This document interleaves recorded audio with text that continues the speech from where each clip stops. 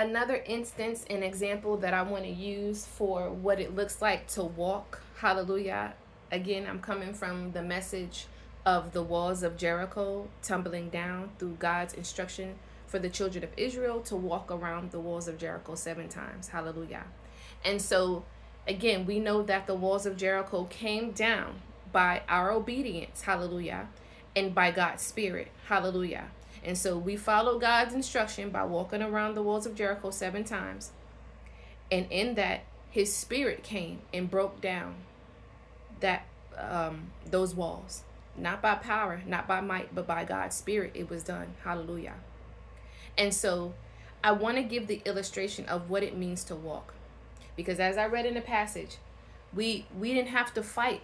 We didn't have to fight like the armies of this world. We didn't have to fight. We didn't have to come with a sword and all of this stuff to fight against our enemies. We simply followed God's instruction and he did the rest. Hallelujah. And so, children of God, we don't have to fight for what God has for us. We just have to follow his instructions.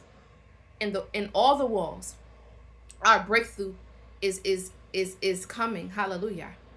The breakthrough that we need is coming by simply following God's instruction. And so I want to give an illustration about what it looks like to walk like the children of Jericho walked. They simply walked and they received their breakthrough. Hallelujah. And so I think about the man that was sitting at the pool of Bethesda and Christ came on the scene. He was sitting there for 38 years. And his excuse was when he's trying to get into the water, people run ahead of him and push him aside, right? And so when God came on the scene, he told him, take up your bed and walk, right? Remember, he said walk. And so walking in a sense means trusting and believing. You got to believe that thing. You got to believe that you can do it. Anything that God has told you to do, anything that is for you, you have to have the faith enough, the mindset, the trust to know that you can do it.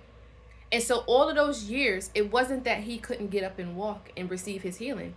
It was that he didn't have the faith enough to walk into it. So walking means faith. You have to have faith to walk through that door, to walk in those promises and blessings that God has for you. He didn't have enough faith. That's why he couldn't walk. He could have been got up from that mat. It was his faith preventing him to walk forward into the promises of God. And so when God came on the scene, his only instruction was to walk.